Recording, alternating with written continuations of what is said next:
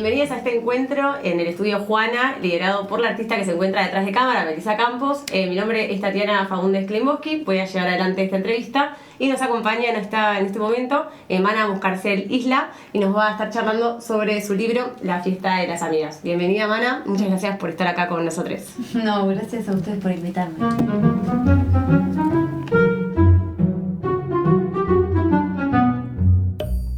Estamos acá en Barcelona. Pero bueno, vos residís principalmente en Buenos Aires, ¿es verdad? Sí. En la ciudad de Buenos Aires. Sí.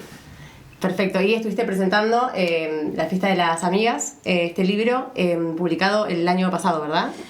En Argentina se publicó en el 2023 esta edición, el año pasado en México, y este año acá en España salió en mayo, por Con Tinta Me Tienes. Y estuviste en varias ciudades, ¿verdad? En España al menos, presentando el libro. Sí, lo estuve presentando en Bilbao, Madrid y Barcelona y algún lado más que ahora no me estoy acordando. Igualmente está en la mayoría de las librerías, sí, que lo pueden encontrar. A mí particularmente esta edición me gusta mucho, ya te voy a preguntar. Pero ante todo, la primera pregunta que me surgió es preguntarte con qué desafíos te encontraste al momento de esta producción. Distintos. Me parece que en principio algo más concreto, encontrar el tiempo como para escribir algo que yo considero largo, digo, para alguien que no vive de la escritura, y después quizás encontrar más mi voz, poder salir un poco de las lecturas que yo venía haciendo y empezar a animarme un poco a decir lo que tenía ganas de decir. Y también encontrar quizás el tono en el que poder generar una conversación con otras personas, que era un poco mi intención con el libro, ¿no? Como poder conversar con las personas con las que habito el mundo. Y si si el libro fuera la conclusión de todo este proceso, ¿dónde podrías iniciarlo? Si siquiera hay algún momento, experiencia o situación donde se haya despertado la intención al menos de empezar a escribir La fiesta de las amigas. Creo que eran preguntas que me venía haciendo desde hacía rato. Pensaba, el otro día me acordé que cuando estaba en la facu encontré un libro de David Cooper que se llamaba La muerte de la familia y me lo compré, ni sabía de qué era, pero como que... ¿Qué te llamó la atención? Sí, me llamó la atención porque era como que primero me parecía que era algo muy audaz, como cuestionar esa institución. Y ahí ya me había llamado muchísimo la atención. Y después sí, tengo recuerdo de también cuestionar medio los privilegios de la pareja, como y también la vida en familia o la institución familiar. Después creo que eso fue transformándose en otras inquietudes como la no monogamia y otras cosas. Y después un poco leyendo más sobre el tema, cuando ya tenía ganas de escribir sobre eso, que tenía un poco ganas de escribir, de pensar las formas en las que nos relacionamos, tenía ganas de escribir algo que me sirviera a mí en la vida, ¿no?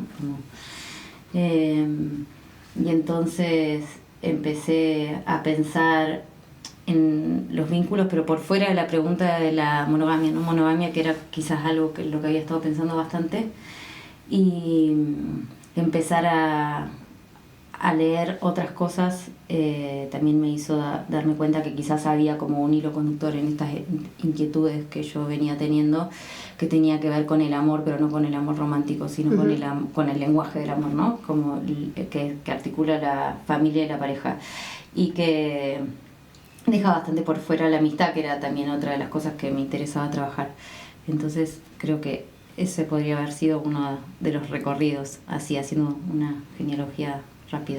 Perfecto, y antes de adentrarnos ya al desarrollo quizás más de ciertos conceptos que planteas en este libro, que a mí particularmente me resultó muy interesante, también por lo novedoso, quizás y salirse de esos lugares más comunes, me gustaría conversar un poco sobre esta portada en particular, que bueno, a mí también fue algo que me llamó mucho la atención al momento de llegar a este libro.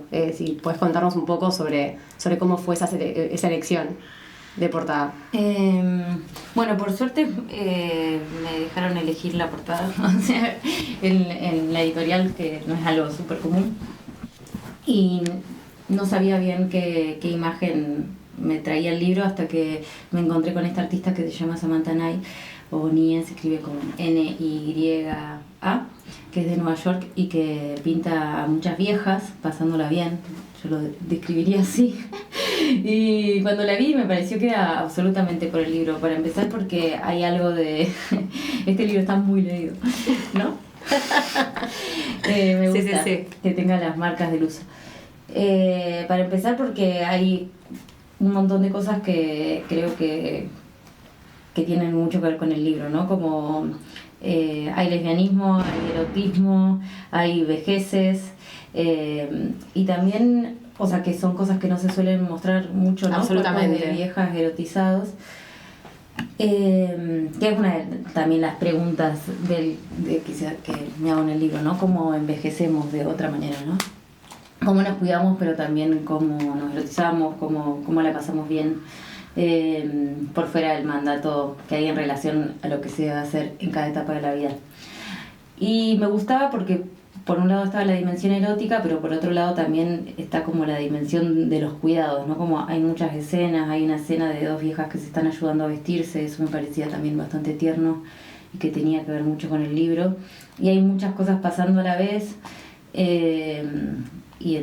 y hay mucha gente, ¿no? Como que son algunas de los elementos que me parecen importantes de la fiesta, la multiplicidad, la coexistencia de muchas situaciones. Entonces me parecía que me gustaba, que tenía bastante que ver. Sí, a mí particularmente me destacó esta como asociación más de la fiesta y no articulándola a la juventud, sino como, bueno, esto, como... además de las situaciones, ¿no? Como situaciones en las que quizás uno no asociaría tanto como... sí, como la fiesta, como en los términos en los que la conocemos, o cómo se concibe o cómo se reproduce constantemente en el sistema en el que vivimos. Así que por demás me pareció súper novedoso. Y antes, bueno, de comenzar a desarrollar más los conceptos del libro, quisiera comentarte un poco en función de tu rol como psicóloga y cuánto tuvo de eso en este libro que escribiste. Quizás pensando en experiencias, si fue más la construcción del marco teórico, si utilizaste también a partir de casos que hayas trabajado, si incluiste algo de todo eso en el libro. Sí, creo que es muy difícil. Yo hace muchos años que soy psicóloga y hace muchos años que trabajo de psicóloga, entonces pienso que sería muy difícil que eso no se cuele porque es una escucha que tengo muy desde ahí, ¿no? Y también una experiencia y tiempo invertidos y preguntas, ¿no? Como desde lo más comunitario de pensar las instituciones o pensar las situaciones, pensar qué hacemos o cómo se resuelven las situaciones de vulnerabilidad que muchas veces hace que te encuentres con personas que están por fuera de la institución familiar o desamparadas por el Estado. Entonces como que hay ahí una pregunta también de cuestionar las instituciones y también ver cómo resolvemos problemas cuando las cosas no funcionan como deberían, de una manera muy evidente, ¿no? Y después, bueno, también yo creo que por ahí en el consultorio ves cosas que también se evidencian de una manera distinta, pero que son las cosas que pasan todo el tiempo, ¿no? Como no sé qué problemas se llevan a terapia, en qué edades, ¿no? Y que hablaba de esto de lo que se supone que es una de las cosas que trabajo en el libro, que es la crononormatividad, lo que se espera que suceda, que hagamos, que nos pase, que sintamos en los diferentes momentos de la vida, ¿no? Sí, que decíamos, inclusive. Sí, como a mí me gusta mucho algo que mencionás, como de cuando todas de repente estamos deseando lo mismo, es como realmente estamos deseando cada una individualmente, o es más como un deseo colectivo que se va como estableciendo y que nos va asociando a partir de, particularmente a las mujeres, como de qué es lo que tendríamos que hacer en un determinado momento de la vida. A mí por lo menos me hizo como reflexionar sobre esto, inclusive en charlas con amigues del momento en el que nos encontramos y cuáles son las presiones o qué es lo que sentimos, como ese mandato, ¿no? Que se encuentra y que es muy difícil como no identificar, pero muchas veces de combatir también, porque tiene que ver con lo que uno siente. Así que eso me pareció muy interesante como aporte. Sí, bueno, a mí me gusta problematizar la idea del deseo como algo que es súper genuino y que no sé, prístino, que hay que defender, porque también, bueno, desde el feminismo luchamos mucho por defender nuestros deseos y es una lucha súper importante, pero también me parece que es importante poder cuestionar los deseos y no pensar que nuestros deseos son siempre nuestros, ¿no? Como que nuestra subjetividad es absolutamente individual y no tiene nada que ver con el contexto en el que vivimos, ¿no? Pensar que nuestros deseos forman parte o están o nacen dentro del contexto heterosis capitalista, blanco, no sé, un montón de cosas, nos hace, no sé, nos permite también tener otra relación con el deseo y bueno, yo propongo la idea de desencantarnos del deseo, ¿no? Como dejar que nuestra lucha no se quede simplemente ahí, o nuestra lucha hacia afuera o nuestra lucha interna, ¿no? Como que también hablo de pelearnos con nosotras mismas, ¿no?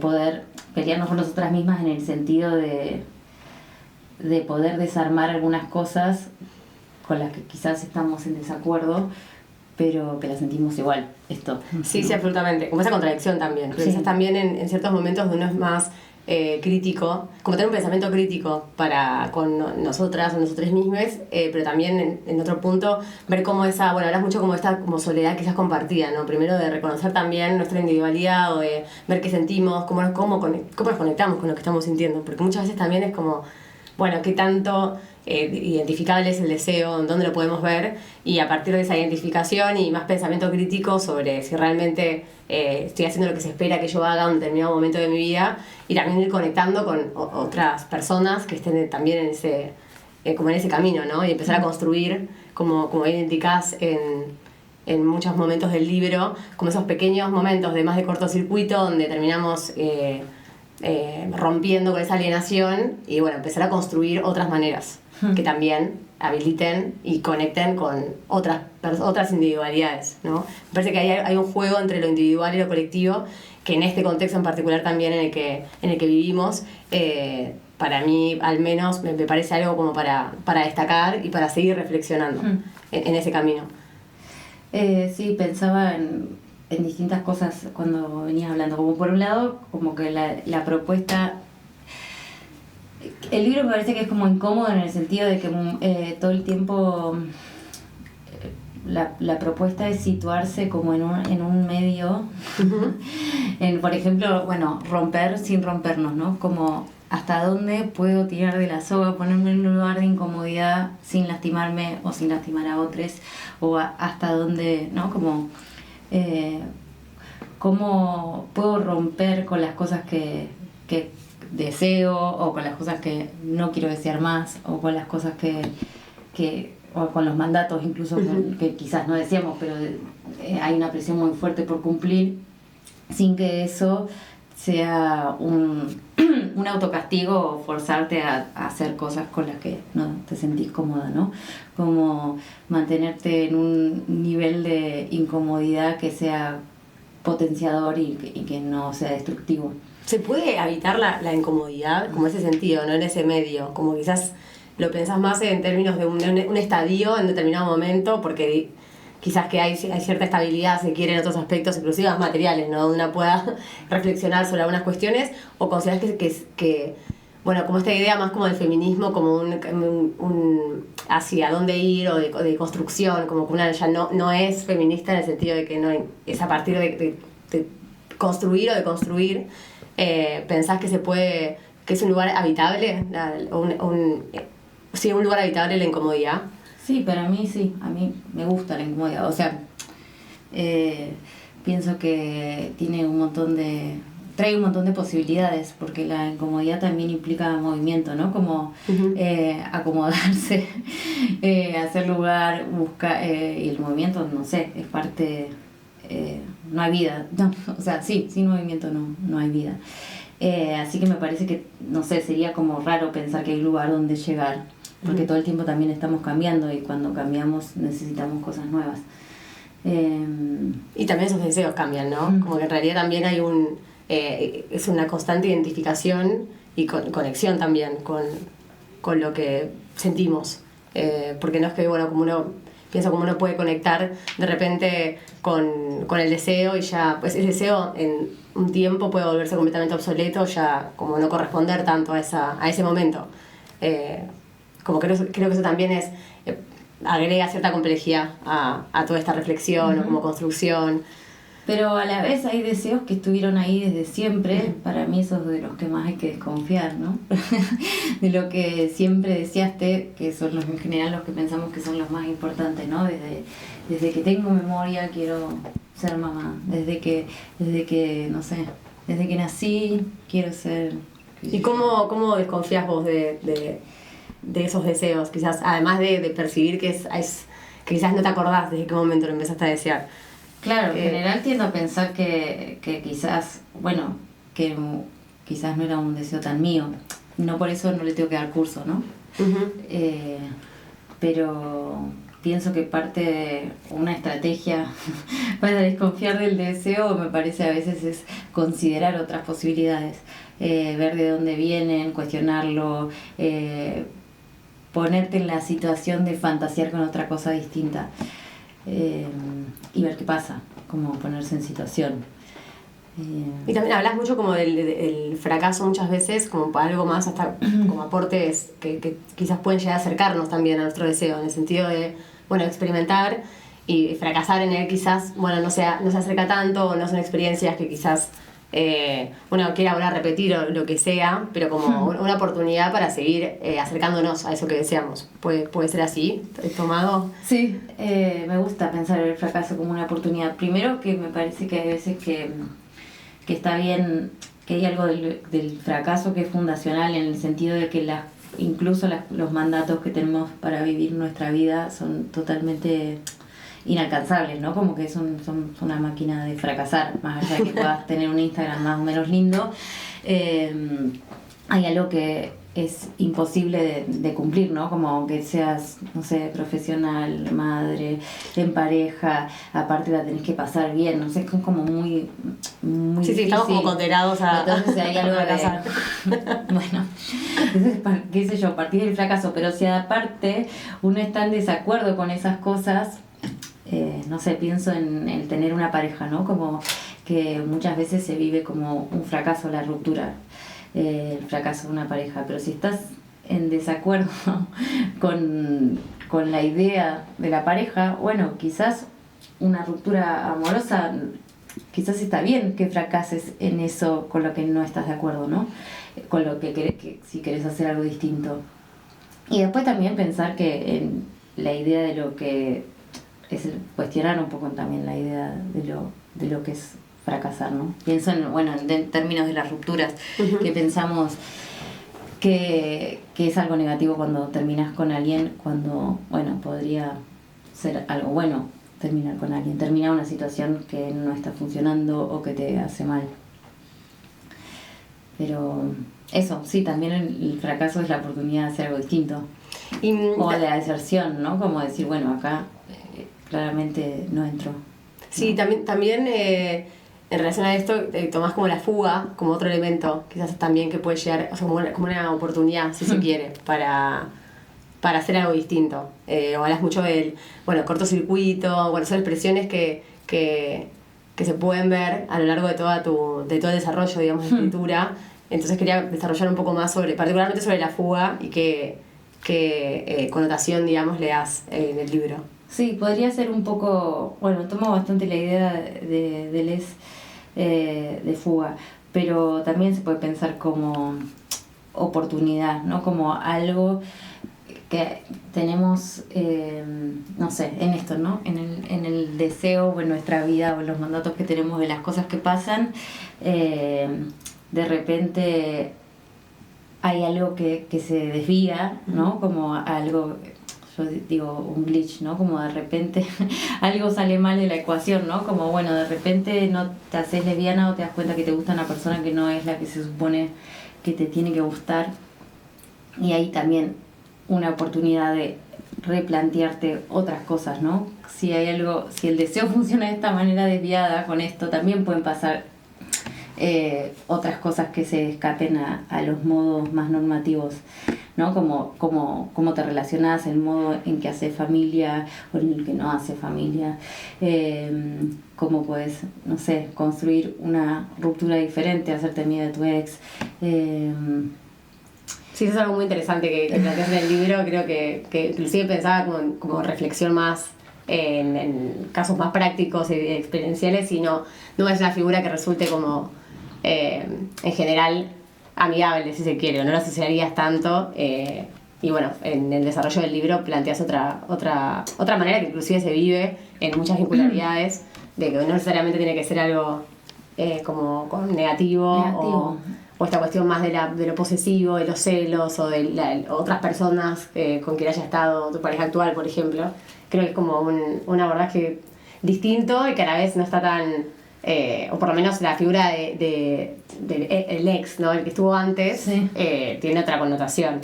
Bueno, eso me parece como una de las cosas que yo quería un poco que pasaron con el libro, que el libro toma experiencias queer o de vidas no normativas, como hablo mucho de la experiencia de la comunidad lésbica y todo lo que el feminismo lésbico tiene para enseñarnos, y sin embargo no pienso que sea un libro que tienen que leer las personas necesariamente LGBT, sino que me parece que usualmente lo que pasa es que las personas queer terminamos como aprendiendo un montón de la cultura heterosexual y asimilándonos un montón, y para mí lo que sería bastante lindo que pase es que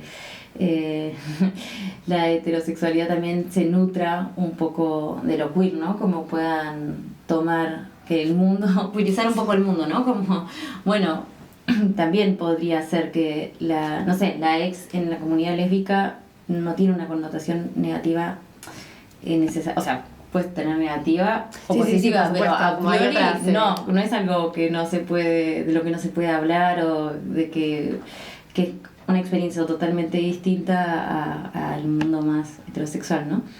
Sí, además la sensación como que uno termina como repitiendo la heteronormatividad y fracasando constantemente. Entonces también este libro es como, a partir de esto que hablamos del fracaso como oportunidades, bueno, hay muchas otras maneras de vincularse, muchas otras maneras de pensar la amistad, de pensar la manera en la que queremos construir con otros, ya sea a nivel pareja, a nivel de todas las dimensiones en las que nos podemos ir vinculando. A partir de los fracasos de la heteronormatividad, bueno, hay un montón de otras propuestas. Y creo que este libro lo refleja muy bien a partir de estos ejemplos que se dan, ¿no? Particularmente con las amistades y con... Hay algo que me gustó mucho que tiene que ver con el paso del tiempo y la jerarquía que tienen las amistades, o cómo se va perdiendo a partir de que uno se va haciendo como más grande, ¿no? Como en la adultez uno va perdiendo la fiesta, va perdiendo las amistades y se vuelve como mucho más como estructurado, inclusive en cuanto a cómo se debería vincular con su pareja o a una determinada edad, cómo tendrías que resolver tus problemas, quizás. Y donde amigas que han estado toda la vida o que son los que más te conocen, por ejemplo, quedan ya como jerárquicamente en una posición más como inferior. Sí. Sí, eso para mí...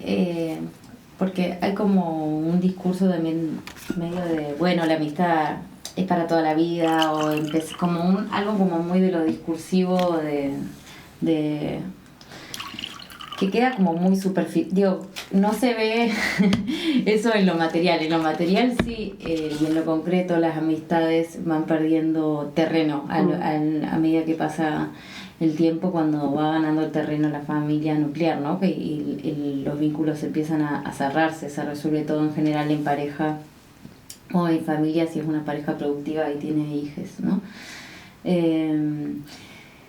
Y las posibilidades podrían ser un montón otras, ¿no? Y la amistad está como bastante adolescentizada, como, ¿no? La idea de compartir con amigues, vivir con amigues, tener... bueno, ir de fiesta, no hacer lo que se supone que debes hacer a determinada edad, también trae una condena social. Y eso hace que también menos gente tenga ganas de hacerlo, ¿no? Hay una coerción en los mandatos.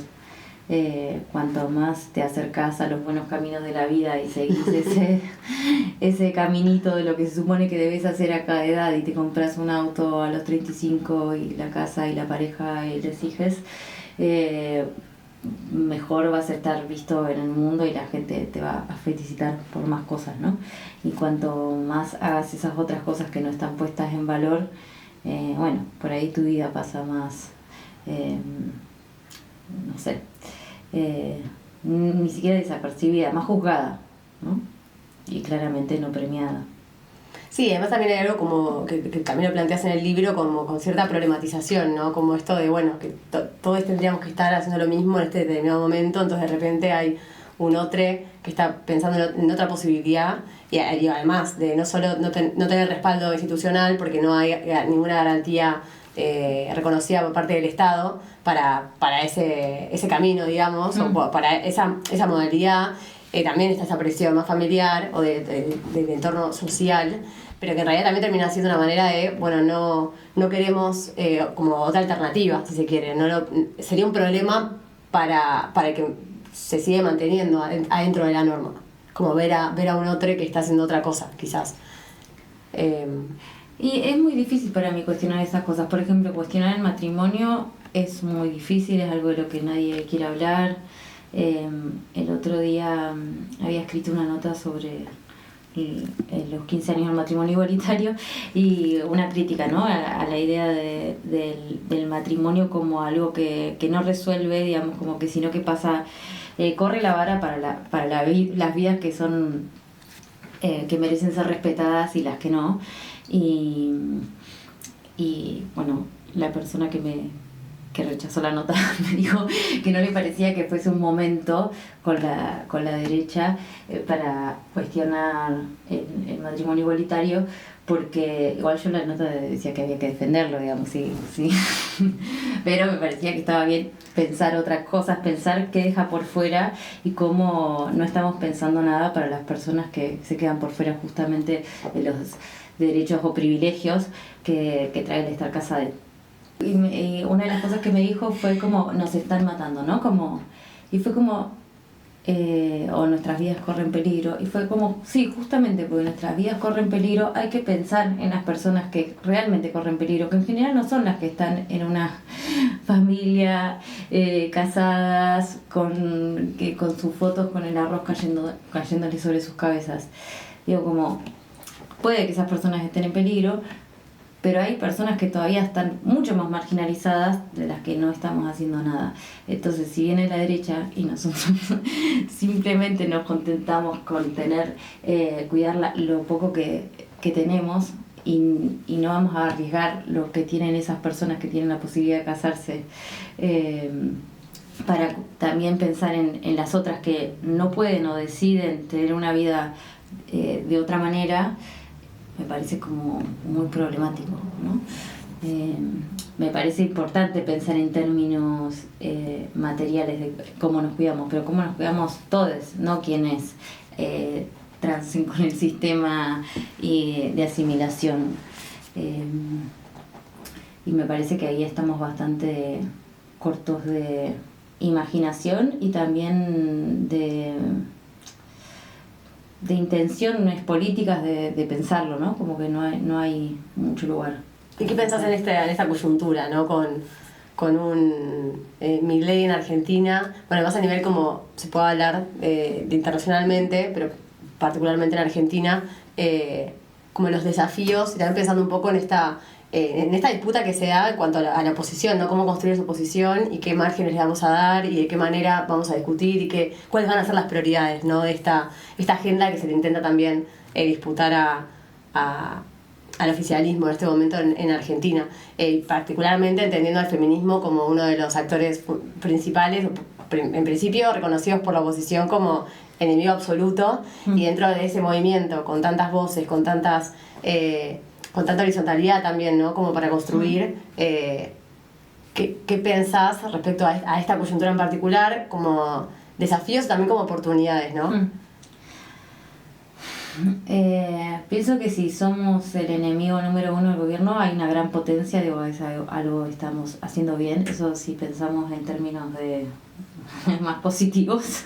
Después me parece que hay un problema muy grande que es claramente el que nos trajo hasta acá y es el del que no estamos pudiendo salir, que es la falta de imaginación y estar como hace mucho tiempo, yo creo, en esto que contaba de, bueno, no es el momento, ¿no? Como no pensar, como quedarnos con lo mínimo, achicarnos, corrernos a la derecha y no pensar y tener como apagada la imaginación política de realmente no poder tener una idea nueva, alguien, o sea, que no haya fantasía, que no haya una idea de futuro, y eso me parece súper problemático y me parece que tenemos que dejar de cancelarnos mutuamente cuando alguien decide fantasear o imaginar o pelear por algo que sea algo que no sea lo que está al lado de acá, ¿no? O lo que teníamos. Me parece que eso es parte de vivir en el status quo, de vivir en la norma y pensar que simplemente tenés que defender lo que ya tenés. Que también me parece algo bastante individualista en términos de que, bueno, hubo mucha gente que vivió muy mal también antes, ¿no? Y que quizás no fuimos a buscar o no peleamos para que todos estemos bien. Y me parece que es un poquito lo que pasaba en este ejemplo que traía, ¿no? Como, bueno, quedarnos con el mal menor y no animarnos a tener. Y eso también es una decisión, ¿no? Porque también se podría habilitar más la reflexión o de pensar otras maneras, que creo que concuerdo con que También es muy difícil, que estamos todos muy cansados y con muchos trabajos y poca plata, digo, o sea, me parece súper complicado el momento en el que estamos, porque para poder fantasear y pensar en un futuro y pensar que algo es posible, quizás algo de tiempo y de resto tenés que tener, así que eso me parece bastante complicado. Y además reflexionar sobre nuestro deseo, sobre y qué herramientas en general, ¿no? con esta coyuntura en Argentina utilizás, o de qué manera intentás como conectar justamente con la fantasía, con el deseo, cuáles son tus maneras de seguir conectada con eso, entendiendo, bueno, todas estas complejidades, ¿no? Sí. Es difícil la pregunta, pero voy a intentar contestarla porque me parece que está bien pensar en términos de herramientas concretas. Para empezar, pienso que está bueno no pensar que algo es imposible cuando hay otra gente que lo está haciendo, ¿viste? O que lo hizo o que lo vivió. Como que hay algo también de pensar que porque algo no es mayoritario o no se puede, ¿viste? Uh-huh. Y eso me parece que pensar que las cosas son posibles también es habilitártelas un poco para vos. Bueno, desconfiar también del deseo como algo súper propio y también y pensar que el deseo se puede construir o pueden haber otras cosas que te sorprendan. Y en ese sentido de construcción del deseo, a mí me sirve y pienso que es útil a veces permitirse fantasear con otras cosas, ¿no? Con otras cosas que toda la vida nos dijeron que no eran deseables y hacer el esfuerzo, darle tiempo y dedicación a que algo distinto pase, ¿no? Como, bueno, nos enseñaron, tomo el ejemplo de la maternidad porque es un ejemplo muy fácil y universal de cómo desde que es un rol que ocupamos en el sistema, ¿no? Como sí, te asignan mujer y bueno, después no sé, desde muy chica ya te encajan un bebé, te preguntan cómo le vas a poner a tus bebés, cuántos vas a tener, no te preguntan si vas a ser mamá o no, te preguntan cuántos, ¿no? Como hay algo ahí de una insistencia en que vos puedas fantasear y te imagines cuántos vas a tener, qué nombre, es decir, qué género van a tener, cómo los vas a vestir, cómo los vas a alzar. Hay como muchos años de poner la imaginación al servicio de construir el deseo. De eso. Entonces, bueno, tiene mucho sentido que todo el mundo, que todas creamos en algún punto que lo deseamos, porque es una fantasía la que hemos dedicado muchísimo tiempo, lo visualizado, no sé. Entonces pienso que a veces se puede también dedicar como fantasear con otras cosas, ¿no? Como también, no sé, quizás fantaseamos muy con la panza, fantasear también con lo hermoso que podría ser adoptar, por ejemplo. Son cosas que está muy romantizado algo y muy poco, y otra que figura como muy poco romantizado, como tenemos pocos relatos de lo grandioso que podría ser, ¿no? Pienso, no sé, en las imágenes que tenemos 1000 imágenes de partos donde está el papá recibiendo y la cámara y pasan un montón de cosas fantásticas. No tenemos tantas imágenes de, no sé, de cómo es cuando alguien firma los papeles de adopción y todo lo que puede pasar, ¿no? Como empezar a tener como otras narraciones posibles de otras cosas que nos enseñaron a pensar que eran como deseos de segunda categoría, ¿no? Y así con todo, eso pensando en la maternidad, pero también pensando en... Sí, lo mencionas mucho como territorio, ¿no? A disputar. Como está rete, lo voy a decir mal, pero...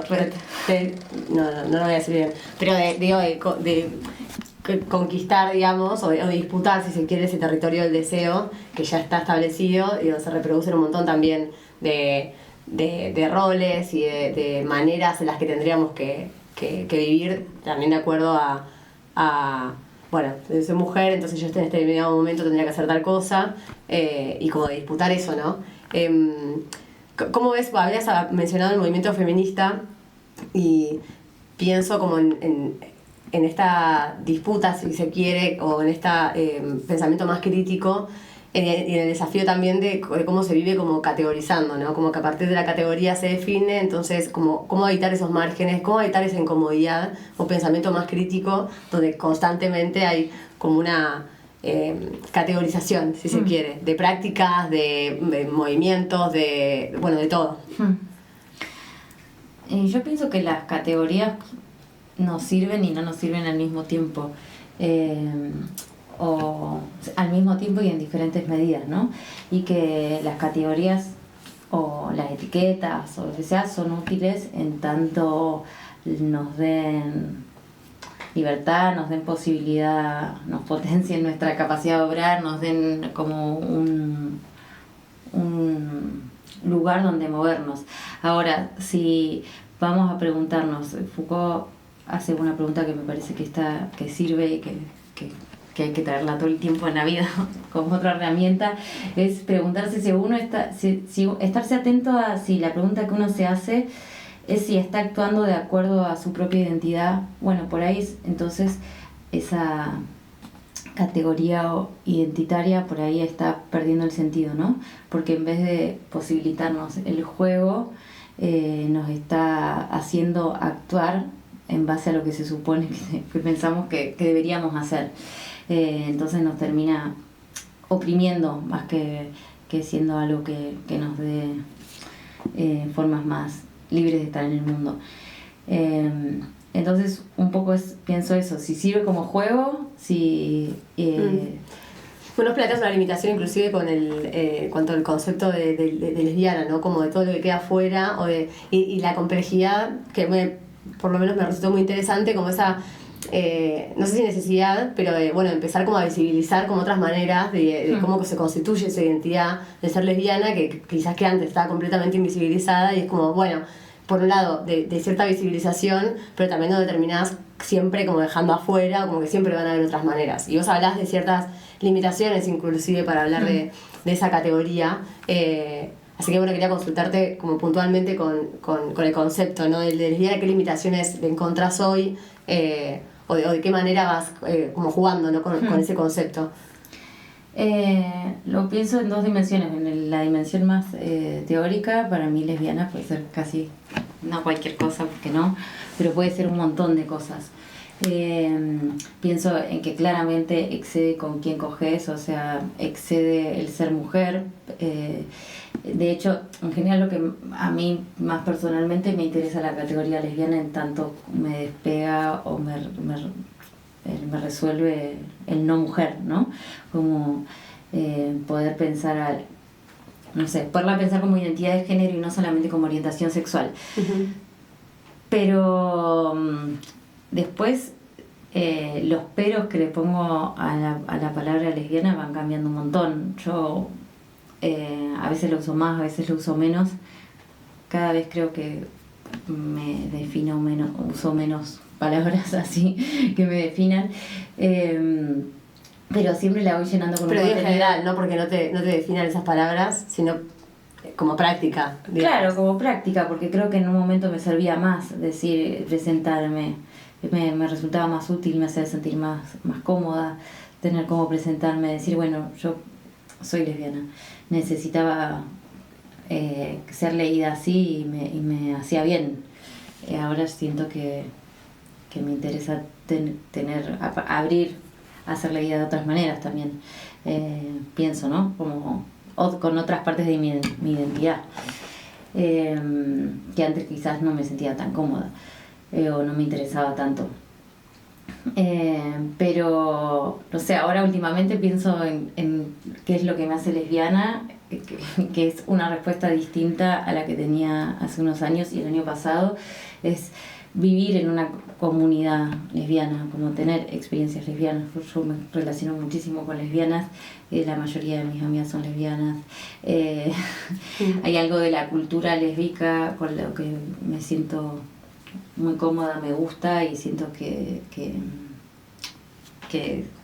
estoy ahí, que no necesariamente tiene que ver con de quién gusto románticamente, ni con quién cojo, ni nada. Pero bueno, en otro momento también lesbiana me sentía que era una manera de no ser mujer. Y todas me parece que son todas válidas, ¿no? Me parece que está bueno. Pero bueno, habría que sentarse a charlar un rato largo para poder ver qué significa lesbiana en cada momento. Que está bien, me parece que también las cosas que son más ricas a veces se toman su tiempo. Sí, y además me pareció muy interesante como esta idea más de pensar en lo relevante o lo necesario o lo positivo que podría ser en algún determinado momento, como bueno, tomar una definición para que inclusive muchas otras personas puedan sentirse como identificadas, como esta idea más de lo individual y de la construcción más colectiva y de generar cierta identificación, pero para después estar como todo el tiempo quizás reflexionando o con un pensamiento más crítico para que no termine estableciéndose como que bueno, eso es inmutable, no es dinámico, no se transforma. Como práctica, digamos, como ejercicio. Pensar en la importancia de tomar esa definición en algún momento para lograr mayor identificación, pero no la suficiente para que eso no se esté como transformando. Y lo pienso en general como en todas las categorías o formas de identificación que conocemos. Como que por momentos que puede ser que sirva porque es algo novedoso y cuando pierde esa novedad ya empezar a pensar en los propios límites o márgenes, ¿no? De eso, que muchas veces podría quizás llegar a como ahí mencionabas, a oprimir. No lo pensaría tanto por lo novedoso en el sentido como de nuevo, sino como quizás por lo rígido. Por ejemplo, ¿no? Esto si decís como, bueno, no puedo estar con un chico porque soy lesbiana. Bueno, me parece algo problemático, me parece que ahí lesbiana no está sirviendo de nada. Me parece que ahí está como uno está actuando según lo que se supone o lo que dicta la identidad y no al revés, ¿no? Como que está bueno que las categorías digan lo que yo quiero que digan y no me digan a mí cómo tengo que ser. Como es como sería como me parece más interesante pensarlas, ¿no? Absolutamente, yo lo pensaba más en relación al libro y que dabas como mucha ejemplificación también, ¿no? De quizás también, bueno, de cómo, por ejemplo, tomando como una categorización en el sentido más estricto de lesbiana que mencionás, como bueno, quizás una mujer que no quiere vestirse de una determinada manera o que empieza como a utilizar cierta manera de vestirse y como de identificación para después plantear justamente lo mismo del libro, ¿no? Como, bueno, si terminamos eligiendo todas lo mismo, ¿hasta qué punto es realmente, o sea, seguimos conectadas con ese deseo o es más bien una manera de sentirnos como identificadas y sentir que somos parte bueno, no somos todo eso, somos otra cosa. Y de seguir reproduciendo quizás esa lógica de representación y de no actuar en base a deseos o bueno, yo por lesbiana tendría que hacer tal cosa o no tendría que hacer tal otra y reproducir esa misma lógica, solo que con valores, si se quiere, distintos. O sea, en ese sentido lo plantea más como esa misma crítica, ¿no? De no quedarse en ese lugar, aunque sea el conocido, para seguir pensando en nuevas maneras no en cuanto a intentar definirnos, sino de poder encontrar espacios donde nos sintamos seguras y cuidadas para experimentar y para poder desear sin todas esas como presiones. Bueno, veníamos hablando un poco sobre esta quizás pensamiento más crítico de construcción del deseo, ¿no? Desde una cuestión más individual, pensando en lo que desea cada uno, en qué es lo que sentimos, cómo nos conectamos con eso. Y por otro lado también en el libro mencionás la identidad compartida y la soledad compartida. Te quería preguntar cómo pensás la tensión entre estos dos conceptos, principalmente en este contexto de un neoliberalismo extremo, ¿no? Donde quizás se potencia todo lo individual, es como esta autocomplacencia y de estar completamente desconectado de un sentimiento más colectivo, más de no estoy... lo importante no es solo lo que yo deseo, sino también que hay otros deseando y también de esa construcción más colectiva que hace que tenga mayor potencia, si se quiere, el deseo. ¿Cómo lo ves vos? Pienso en términos de soledades compartidas. Por un lado, identidades compartidas en términos de que podés tener una experiencia compartida con otros, identificarse, aglutinarse, pero también de soledades compartidas en el sentido de que eso no va a hacer que estés menos sola, ¿no? Sino que por más de que vos te juntes con otros y hagas comunidad, no dejas de estar solo, en el sentido de amigarse con la soledad, ¿no? Que es algo que nos cuesta un montón y que por otro lado me parece que son de esas cosas de las cuales nos salvan la pareja y la familia, que es lo que te hace supuestamente no estar solo. Entonces un poco es una invitación a amigarnos con la soledad, a saber que vamos a estar solas y que eso no quiere decir que no vamos a estar con otros, sino que significa que vivimos que somos seres interdependientes, ¿no? Y eso justamente no tiene nada ni individualista ni neoliberal, porque justamente el neoliberalismo lo que quiere hacernos creer es que soles podemos todo, y cuando decimos soles estamos en general hablando dentro de una familia nuclear o en pareja. Y poder salirse de eso me parece que porque la familia y la pareja es medio lo que te garantiza, ¿no? No estar solos en el sentido de que está muy marcado el adentro y el afuera, y lo que pertenece y lo que no, y hay como una garantía de incondicionalidad, pero que es una incondicionalidad falsa, también responde, ¿no? Un estatus social, ¿no? El pertenecer. Sí, pero además resuelve cosas muy concretas de la vida, ¿no? Como los cuidados en general materiales, la herencia, y también algo mucho más subjetivo de realmente pensar que no estamos solas, solo sí estamos dentro de una familia o una pareja. Entonces un poco es pensar quizás que sí, que estamos solas todo el tiempo y que eso está bien y que eso no impide que convivamos con otros, y que podamos poner esfuerzo en que no esté dado por sentado, ¿no? Como que en la familia, en la pareja, como que está dado por sentado ese cuidado o ese estar con otros o estar dentro o no estar solos. Y bueno, por ahí está bueno saber que hay que hacer un esfuerzo y hay que tener cuidados y hay que poner energía en que esas cosas pasen, en cuidar esas interrelaciones que no van a estar ahí porque sí, ¿no?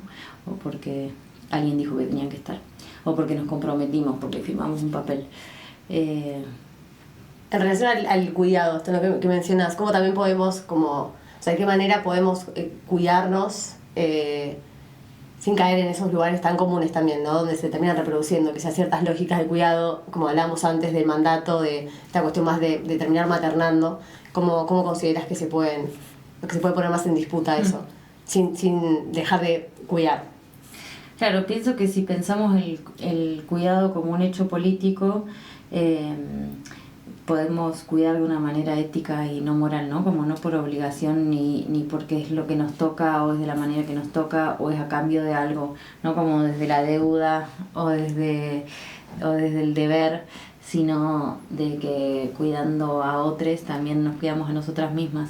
Está bueno saber eso, ¿no? Como cuando cuido a otras personas que forman parte de mi comunidad, también estoy generando lazos para cuidarme a mí misma, para que esos vínculos sean lindos, también me puedan cuidar a mí cuando lo necesite, y pensar también a quién se cuida y cómo se cuida. Siempre que para mí se esté pensando en esas cosas, en el cómo, en el por qué, para qué, con quién, hay algo que es ya dejar de pensar en términos de deber o en términos morales y pensarlo también de una manera crítica, y que para mí es mucho mejor, ¿no? Porque también nos hace acercarnos más al mundo en el que queremos estar. Digo, en términos chiquitos, ¿no? Uh-huh. También en términos grandes en el mundo, pero en pequeños gestos, que me parece que es donde tenemos más margen hoy, que no podemos quizás elegir un montón de cosas políticas, ¿no? Pero sí tenemos posibilidades de cambiar algunas cuestiones de nuestra vida cotidiana y de nuestras redes. Y bueno, pensando un poco en esto del cuidado más ético, no tan moral, es donde por supuesto entra la amistad, ¿no? Como esta manera.